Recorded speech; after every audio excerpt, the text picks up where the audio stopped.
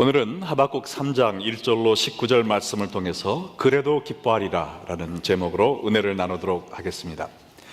많은 사람들은 추수감사절을 지내면서 추수감사절은 1년에 하루 하나님께 감사하기 위해 정해놓은 날로 생각을 합니다. 그렇기 때문에 그날 외에 다른 364일은 내가 불평하며 불만을 토하며 지내도 괜찮다라고 생각하는 것 같습니다. 제 생각에 우리가 추수감사를 없애고요, 그 대신 불평의 날을 정하면 그날만 하루 불평하고 나머지 364일은 하나님께 감사하며 지내지 않을까라는 그러한 상상의 나래를 펼쳐보지만 아마 그렇게 안 될 것 같습니다. 성경은 분명히 우리에게 범사에 감사하라 라고 이야기를 하고 있지만 우리는 매사에 불평을 하는 삶을 살 때가 많이 있습니다. 그래서 오늘 이 추수감사절을 맞이해서 여러분과 함께 우리가 어떻게 하면 범사에 감사하는 삶을 살 수 있을까에 대한 말씀을 나누고자 합니다. 우리가 하박국서에 보면 자신이 처한 처지에 대해서 엄청난 불평을 쏟아내고 있는 한 사람을 발견하게 됩니다. 하박국 1장에는 하박국 선지자가 사망의 골짜기에 처해 있는 모습입니다. 거기에서 하나님께 불평과 원망을 늘어놓는데, 하나님 언제까지 이 유다 나라에 가득 찬 이 포악을 그냥 방관하시겠습니까? 이 여호야김 왕 그냥 놔두실 겁니까? 하나님의 율법책을 다 태워버렸지 않습니까? 이사야 선지자를 톱으로 반으로 썰어서 죽이지 않았습니까? 애굽에게 잘 보이기 위해서 백성들의 정말 피를 빨아먹고 있는 그런 압제의 모습이 보이지 않습니까? 왜 그냥 놔두십니까? 이때 하나님은 대답하시기를 내가 이 유다를 심판하기 위해서 바벨론을 준비시키고 있다 말씀했습니다. 2장에 넘어와서 이 하박국은 하나님께 다시 한번 질문을 던지는데, 이제는 그 절망의 골짜기가 아니라 성곽 위에 있는 하박국을 발견합니다. 거기서 하나님 말씀하시옵소서. 제가 이해가 안 됩니다. 어떻게 우리 유대 백성들보다 더 악한 바벨론 사람들을 들어서 우리를 심판할 수 있겠습니까? 우리가 체면이 있지, 우리는 하나님의 백성인데 이방인들한테 멸망을 당하라고요? 이거 되지 않을 말입니다. 그때 하나님은 또다시 대답하십니다. 바벨론도 그들의 죄로 인하여 심판을 받을 것이니라. 그 말씀을 듣고 3장에서 우리는 하박국을 다시 발견하는데요, 이제는 하박국이 산 위에 정상에 우뚝 서 있었습니다. 그리고는 하나님께 감사와 찬양의 노래를 부르는 하박국을 저희가 보게 됩니다. 어떻게 하박국 선지자가 사망의 골짜기에 있다가 산 정상에 우뚝 서게 돼 있을까요? 우리가 1장에서 3장까지의 모습을 보면 그가 처한 환경에는 조금의 변화도 없었습니다. 그럼에도 불구하고 그 환경에 반응하는 하박국의 모습은 180도의 변화가 있는 것을 발견하게 됩니다. 그의 불평과 원망이 변하여 감사와 찬양이 된 것입니다. 그래서 오늘 이 오전에 어떻게 하박국이 자기가 처한 처지에서 불평하던 사람이 감사하는 사람으로 변화될 수 있을까? 하박국이 취한 3가지의 행동에 대해서 여러분과 나누기 원합니다. 우리도 사망의 골짜기, 나로 하여금 불평과 원망을 쏟아놓게 유혹하는 그러한 위치에 있을 때 이 하박국 선지자가 행한 3가지의 믿음의 발걸음을 내디딤으로 말미암아 우리가 범사에 감사하는 사람들이 되기를 간절히 축원합니다. 첫 번째 스텝은 뭐냐면요, 하나님을 신뢰하라라는 것입니다. 하나님을 신뢰하라. 우리가 16절에 보면 하박국이 처한 그 상황 속에서 얼마나 불안과 염려 속에 시달리고 있었는지 표현하는 것을 보게 됩니다. 바벨론 군대, 포악하기로 유명한 바벨론 군대를 통해서 유다 민족이 고통을 당할 것이라는 이야기를 듣고 이렇게 반응을 합니다. 내가 들었으므로 내 창자가 흔들렸고 오장육부가 막 떨렸다는 이야기죠. 그 목소리로 말미암아 내 입술이 떨렸도다. 두려워서 입술이 파르르 떨렸다는 것입니다. 무리가 우리를 치러 올라오는 환난 날을 내가 기다림으로 썩이는 것이 내 뼈에 들어왔습니다. 내 뼛속까지 썩어지는 듯한 그런 고통을 느꼈다는 것입니다.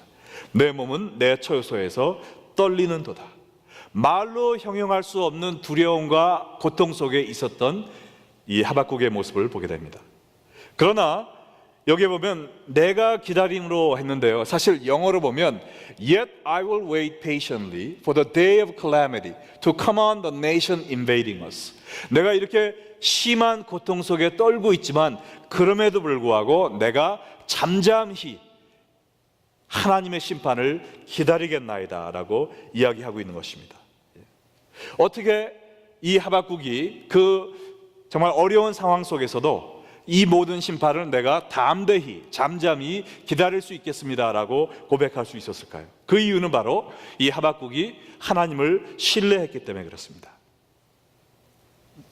왜냐하면 하나님이 그의 심판을 통해서 이 유대를 멸망시킬 것이 아니라 오히려 선한 일을 이루실 것이라는 하나님의 그 캐릭터에 대한 신뢰가 있었기 때문에 그 다가오는 심판을 바라보면서도 잠잠히 묵묵히 기다릴 수가 있었던 것입니다.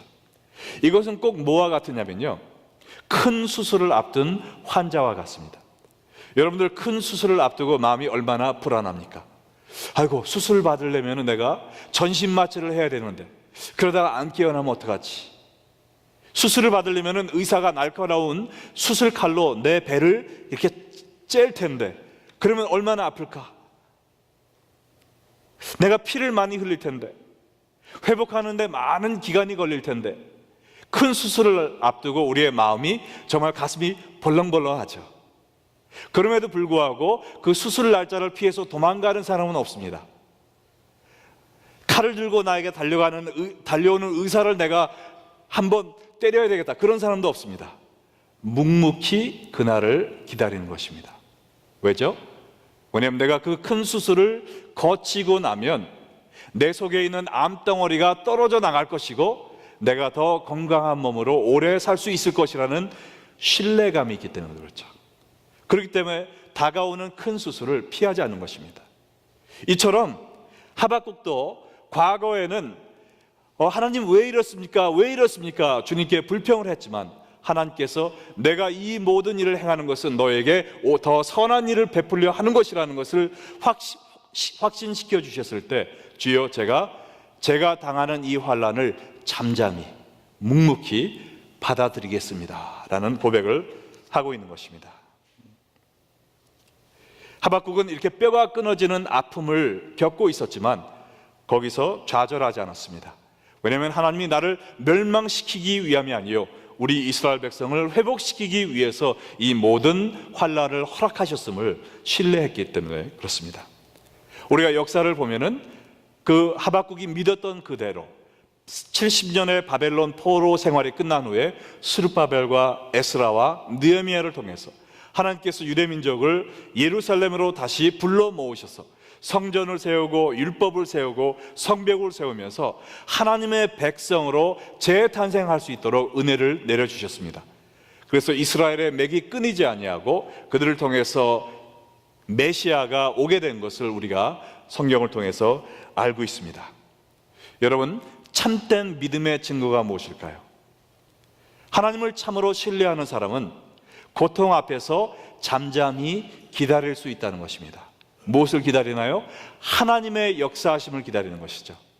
내가 비록 지금은 이해할 수 없어도, 지금은 팔이 끊어져 나가는 것처럼 고통스러워도 하나님은 나를 사랑하시는 분이시고 선한 뜻을 이루시기 위해서 이 과정을 통과시키는 것이다. 그러므로 주님의 선하신 일을 이루시기를 내가 믿음으로 기다립니다라는 고백을 할 수 있는 것입니다. 이 하박국이 어떻게 이러한 신뢰감을 가질 수 있었을까요? 그 방법은요, 하박국이 특별한 믿음을 가져서 그런 것이 아니라 과거에 선한 일을 행하신 하나님의 역사를 되살펴 보았기 때문에 그렇습니다. 하나님의 선한 역사를 기억하고 회상을 함으로 말미암아 내가 지금에 있는 일도 앞으로 다가올 이러한 고통도 하나님께서 모두 다 해결해 주실 것이라는 믿음을 갖게 되었다는 것입니다. 오늘 하박국 3장의 3절로부터 쭉 보면요, 이 하박국이 이스라엘의 역사를 회상하는 모습이 나옵니다. 그러면서 하나님이 어떻게 그 애굽에서 이스라엘 백성들을 구원해 주셨는지, 그리고 그 40년간의 광야 생활 동안 어떻게 보호해 주셨는지, 그리고 그 적군들이 우글거리는 가나안 땅을 어떻게 들어갈 수 있도록, 그 다음에 취할 수 있도록 해주셨는지에 대한 간증이 쭉 나옵니다. 그리고선 13절로 15절에 고백하기를, 주께서 주의 백성을 구원하시려고 기름 부은 바른 자를 구원하시려고 나오사 악인의 집에 머리를 치시며 그 기초를 바닥까지 드러내셨나이다. 그들이 회오리 바람처럼 이르러 나를 흩으려 하며 가만히 가난한 자를 삼키기를 즐거워하나 오직 주께서 그들의 전사의 머리를 그들의 창으로 찌르셨나이다. 주께서 말을 타시고 바다 곧 큰 물의 파도를 밟으셨나이다 라고 이야기하고 있습니다. 이렇게 과거의 하나님의 역사를 회상하다 보니까 내 눈에 보이는 내가 당면한 그 문제도 아무것도 아님을 믿을 수 있게 된 것입니다. 여러분 가운데 정말 험한 이 인생을 사시면서 어려운 일에 부딪히시면서 내가 이 일을 어떻게 감당할 것인가, 도저히 솟아날 구멍이 안 보이네, 하나님이라도 나를 구해줄 수 없을 거야 하는 의심이 생기면서 하나님을 신뢰하기 힘든 자리에 계십니까? 그러면 하나님께서 과거에 여러분을 어떻게 구해 주셨는지를 회상해 보시기 바랍니다. 하나님이 여러분을 한 번이라도 실망시킨 일이 있으십니까? 없으시잖아요. 지금도, 또한 우리의 미래에도 하나님은 우리를 낙심시키지 않으실 것을 믿으시기 바랍니다.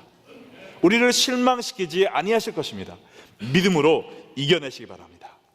그래서요, 우리가 이 기독교의 할로데이를 보면 전부 다 과거에 있었던 하나님의 역사를 회상하게 하려고 만들어 놓았습니다. 유월절은 무엇이죠? 하나님께서 애굽에서 이스라엘 백성들을 무사히 끌어내 주신 것을 기억하기 위해서 유월절을 지키라 그랬잖아요. 우리가 성찬식을 하는데 그것은 무엇입니까? 하나님께서 예수님을 우리 대신 십자가에서 못 박혀 죽게 하심으로 말미암아 우리로 하여금 구원받게 해주신 그 희생의 사랑을 회상하게 하려고 우리에게 성찬식을 주지 않으셨습니까? 그리고 고린도전서 11장 25절에 이렇게 말씀하시죠. 식후에 또한 그와 같이 잔을 가지고 이르시되 이 잔은 내 피로 세운 새 언약이니 이것을 행하여 마실 때마다 나를 기념하라 하였으니 그랬습니다. 여기 있는 기념하라라는 것은 기억하라라는 것과 비슷한 말인데요, 그냥 옛날 일을 회상하라에서 끝나는 것이 아니라 뭐냐면 과거의 역사를 끄집어내서 내 앞으로 가져와서 그 역사를 다시 맛보라는 것입니다. 그 과거의 역사로 내가 다시 들어가서 하나님이 그 역사를 통해서 나에게 베풀어 주신 그 놀라운 사랑과 은혜를 다시 한번 경험하고 맛보라는 것입니다. 그러다 보면 지금 이 순간에도 나와 함께하고 계신 하나님의 선한 역사를 볼 수 있게 된다는 것이죠. 그리고 내 미래에도 이제껏 신실히 나를 지켜주신 하나님께서 앞으로도 나를 신실히 지켜주실 것임을 확신하게 된다는 것입니다. 그러므로 우리가 교회에 나와서 예배드리고 말씀을 듣는 건 뭐냐면요, 과거에 우리를 지켜주신 하나님의 신실함을 기억함으로 말미암아 앞으로 있을 모든 일에 대해서 하나님이 나를 지켜주시라는 확신을 선포하는 겁니다. 그래서 이 과거의 회상과 미래에 대한 믿음이 현재에서 부딪힐 때 기쁨과 감사의 화산이 폭발하는 거예요. 그렇기 때문에 우리 기독교의 예배에는 감격이 있는 것입니다. 주님, 이제껏 저를 지켜주신 하나님, 앞으로도 저를 지켜주실 것을 신뢰합니다, 믿습니다, 감사합니다, 찬양합니다. 그 고백이 있는 것이 우리 기독교의 예배인 것입니다. 그래서 우리가 무슨 일이 있든지 하나님께 감사할 수 있기 위해서는 첫 번째, 하나님을 신뢰하는 것입니다. 어떻게 해요? 과거에 나를 지켜주신 하나님의 선하신 역사를 우리가 되살펴 보는 것이죠. 두 번째, 우리가 범사에 감사할 수 있는 방법은 뭐냐면 하나님으로 인하여 기뻐하라는 것입니다. 17절과 18절에 하박국에 이야기하는 것을 들어보세요. 비록 무화과 나무가 무성하지 못하며 포도나무에 열매가 없으며 감람나무에 소출이 없으며 밭에 먹을 것이 없으며 우리의 양이 없으며 외양간에 소가 없을지라도 나는 무엇으로 말미암아 즐거워하리라 그랬습니까? 여호와로 말미암아 즐거워하며 나의 구원의 하나님으로 말미암아 기뻐하리로다 그랬습니다. 이 하박국의 기쁨은 눈에 보이는 이 세상의 사물에 놓여 있는 것이 아니었습니다. 눈에 보이지 않는 하나님 때문에, 하나님으로 인하여 기뻐하는 하박국의 모습을 보게 되는 것입니다. 이 하박국이 이것도 없고 저것도 없고 이것도 없고 저것도 없고 6가지가 없다고 얘기하는데요, 이 6가지는 그 당시에 사람이 꼭 가져야 되는 필수품이었습니다. 무화과 나무는 뭡니까? 그 당시에 주 양식이었습니다. 포도나무는 물이 귀한 그 나라의 음료수였어요. 감람나무는 그걸 통해서 기름을 짜내서 그걸로 밤에 불을 밝힐 수가 있었습니다. 밭에 소산물이 없으면 채소가 없는 것입니다. 과일이 없는 것이에요. 우리의 양이 없으면 옷을 만들 털이 없죠. 그뿐만 아니라 하나님께 제사를 드릴 수도 없는 환경에 들어가는 것입니다. 외양간에 소가 없으면 양식이 없죠. 고기가 없죠. 또한 하나님께 번제물을 드릴 수가 없습니다. 내가 가장 중요하게 여기는 모든 것이 나를 떠나간다 할지라도 나에게 하나님이 계심으로 나는 그 하나님 한 분만으로 감사하겠습니다 라는 이 고백이 있었기에 무슨 일을 당하였어도 이 하박국은 감사할 수 있었던 것입니다. 우리의 마음속의 기쁨은요, 이 외부의 소유물에 의한 것이 아니라 내 안에 거하시는 하나님 때문에 우리가 기뻐할 수 있는 것입니다. 앞에 보면은 보이는 것은 정말 곧 다가올 그 나라의 멸망밖에 보이지 않았어요. 자기의 속을 보니까 두려움에 떨고 있는 한 작은 선지자의 모습밖에 보이지 않았어요. 자기의 둘레를 돌아보니까 경제적으로 완전히 쑥밭이 될 것 같은 그런 위험한 상태만 보였습니다. 그러나 이 하박국은 자기의 믿음으로 위를 바라다 보았어요. 그랬더니 무엇이 보였습니까? 하나님이 보였거든요. 하나님을 바라보게 되니까 모든 두려움이 사라지게 된 것입니다. 기쁨과 감사가 우리의 마음을 가득 채우게 된 것이라는 것입니다. 여러분은 무엇으로 인하여 기뻐하고 계십니까? 추수감사절을 맞이하면서 여러분이 감사의 제목을 쓰라 하면은 여러분은 무엇을 적으시겠어요? 눈에 보이는 나의 가정 감사합니다. 나의 사업체 감사합니다. 내 형제자매, 친척들, 친구들 감사합니다. 물론 이것도 우리가 하나님께 감사해야 되는 정말 축복과 감사의 제목거리죠. 그러나 우리가 눈에 보이는 이 세상의 것들로 인하여 감사한다면, 만약에 그런 것들이 여러분으로부터 사라져버리면 여러분은 어떻게 하시겠습니까? 무엇을 인하여 감사하시겠어요? 내가 믿고 감사하는 가족과 재산과 건강이 나를 떠난다면 여러분은 그 순간부터 하나님에게 원망과 불평만 하시겠습니까? 우리가 갖고 있는 이 세상의 모든 것들은 어느 날인가 우리의 품을 떠날 수가 있습니다. 우리의 가족도 떠날 수가 있어요. 내 재산도 하루아침에 없어질 수가 있습니다. 내 건강도 빼앗길 수가 있어요.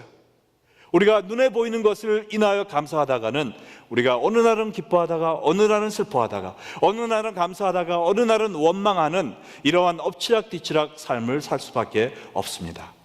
그러나 어느 누구도 우리의 삶 속에서 빼앗아 갈 수 없는 한 가지, 우리를 향한 하나님의 사랑에 근거해서 우리가 주님을 감사하고 있다면 우리의 삶 속에 무슨 일이 있다 할지라도 우리는 변함없이 범사에 주님께 감사할 수 있음을 믿으시기 바랍니다.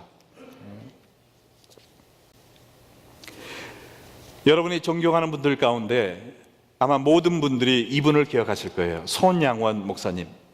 제가 지난주에 신문을 보다가 손양원 목사님에 대한 영화가 한국에서 나왔다는 이야기를 들었는데요, 이 손양원 목사님은 1902년도에 태어나셔서 일제시대를 거치고 또 공산치하도 거치시면서 많은 핍박을 받으셨습니다. 일제 천황을 섬기라라는 그 명령을 받지 않아가지고 감옥에 투옥되셨죠. 그 다음에 공산당들에게도 신앙의 핍박을 많이 받으셨습니다. 그럼에도 이분은 하나님을 향한 신앙을 놓지 않고 특별히 나병 환자들을 위한 교회를 세우셔서 평생 동안 나병 환자를 돌보며 사셨습니다. 그런데 어느 날 집을 떠나서 나병 환자를 돌보고 있을 때 공산당들이 이분의 집에 쳐들어왔어요. 그리고 자기의 집에 있던 가장 큰 두 아들들에게 너희들 예수 믿고 죽을래? 아니면 예수님 버리고 살래? 라는 질문을 했던 것입니다. 이때 고등학교 또 중학교를 다니고 있던 이 두 아들들이 아버지의 신앙을 따라서 나는 죽을지언정 예수님을 버릴 수 없습니다 라는 고백을 했고, 그 자리에서 총에 맞아 이 두 아들이 순교를 당했습니다.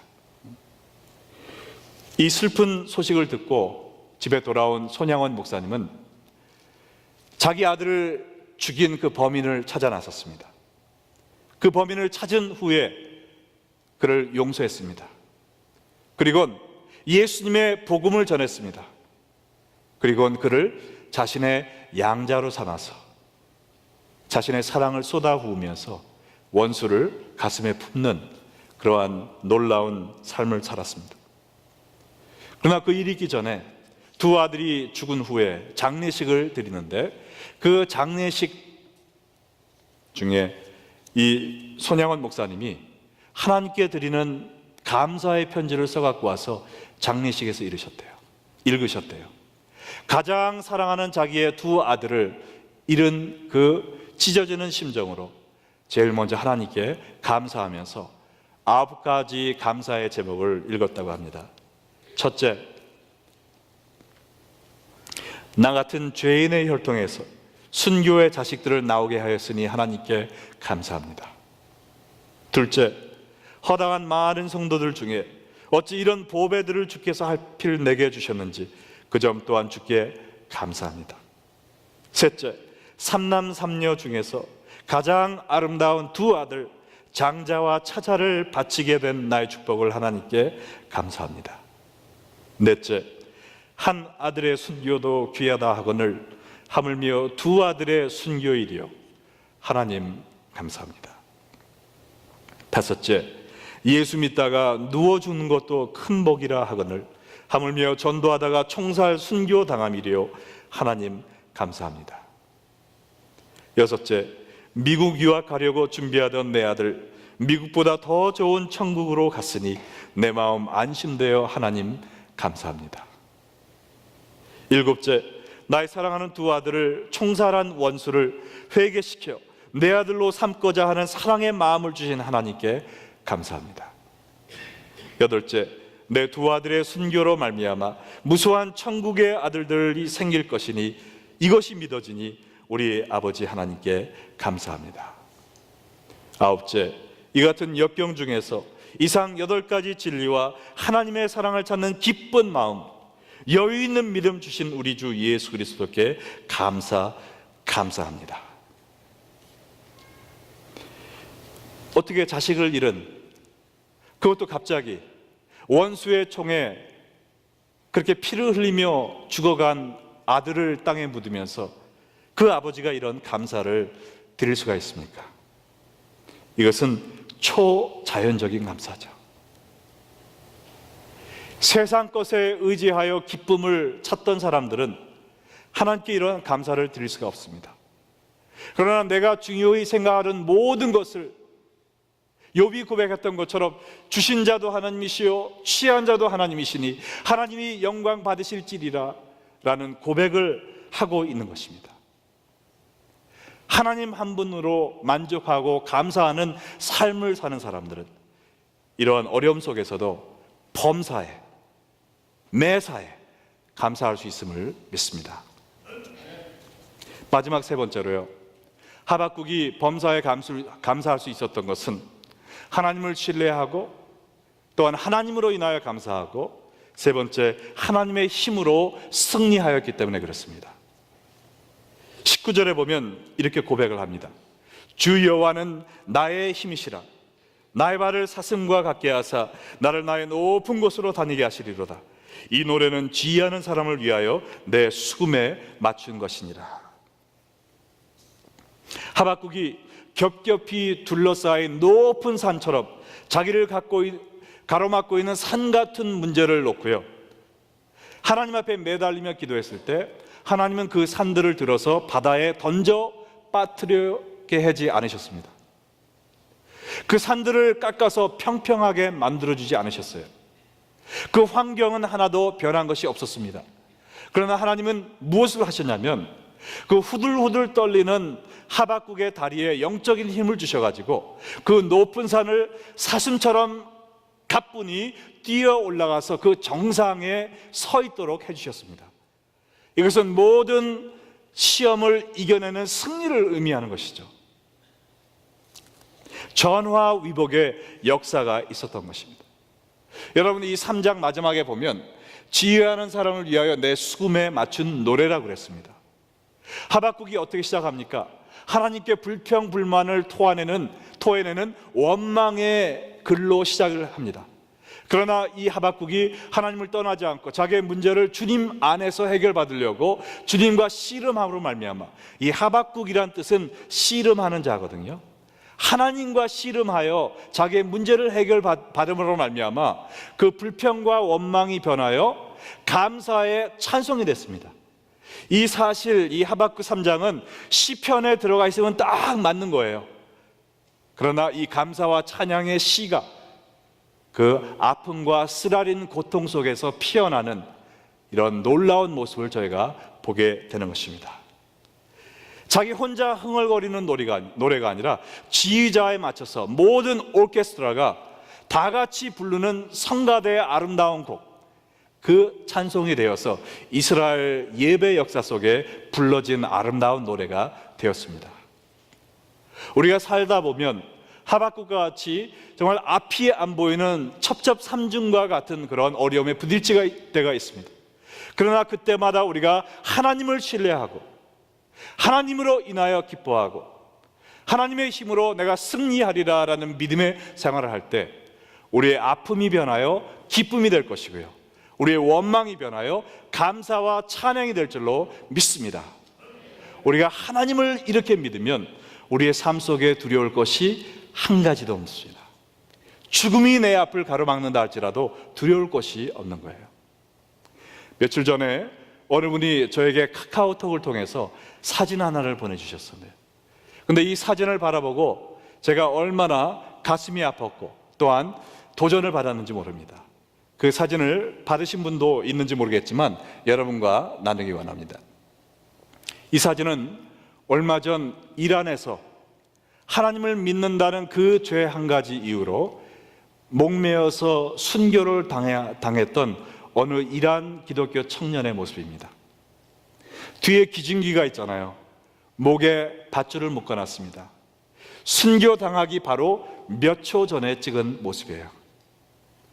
그러나 이 기독교 청년의 얼굴을 보세요. 두려움과 슬픔과 아픔의 그늘은 전혀 찾아볼 수가 없습니다. 이 사람의 얼굴을 보니까 결혼하고 아마 어린 자녀가 몇 명 있을 그 나이인 것 같아요. 그 자리에 식구들도 나와 있었겠죠. 그의 마음이 얼마나 아프고 찢어졌겠습니까? 내가 여기서 이렇게 죽으면 내 어린아이들은 누가 돌볼 것인가? 내 아내는 누가 사랑해 줄 것인가? 내가 섬기는 교회는 또 누가 섬길 것인가? 얼마나 가슴이 무너지는 그러한 아픔과 고통을 겪었겠습니까? 얼마나 많은 스트레스를 겪고 있었겠어요. 죽기 몇 초 전의 모습입니다. 그러나 이분은 세상이 줄 수 없는, 오직 하나님만이 줄 수 있는 그 힘을 경험했습니다. 나는 죽고 천국으로 옮겨가지만 이제껏 나와 우리 식구를 보살펴 주신 하나님께서 내 어린 자녀들도 보살펴 주실 것을 신뢰합니다. 그러므로 이 와중에도 제가 주님으로 인하여 기뻐할 수 있습니다. 주님이 주시는 힘으로 웃으면서 천국에 입성할 수 있습니다. 만약에 여러분이 저 자리에 서 계셨다면 저렇게 웃는 모습으로 여러분의 최후를 맞이할 수 있으시겠어요? 세상이 감당할 수 없는, 세상이 이해할 수 없는 하늘의 평화입니다. 하나님만이 주실 수 있는 힘과 능력입니다. 죽음도 두려워하지 않는 사람, 이 세상이 어떻게 감당하겠습니까? 우리가 하나님을 신뢰하고 하나님으로 인하여 기뻐하고 하나님이 주시는 힘으로 승리하는 삶을 살 때 이 세상에서 어떠한 곤경과 어려움이 우리 앞길을 가라막는다 할지라도 우리는 사슴과 같이 그 문제 위에 뛰어 올라가서 정상에서 하나님 가까운 곳에서 하나님을 찬양하며 감사할 수 있음을 믿습니다. 여러분도 이러한 신앙으로 범사에 감사하는 삶을 사시는 우리 귀한 성도님들 되시기를 주님의 이름으로 축원합니다. 기도하겠습니다.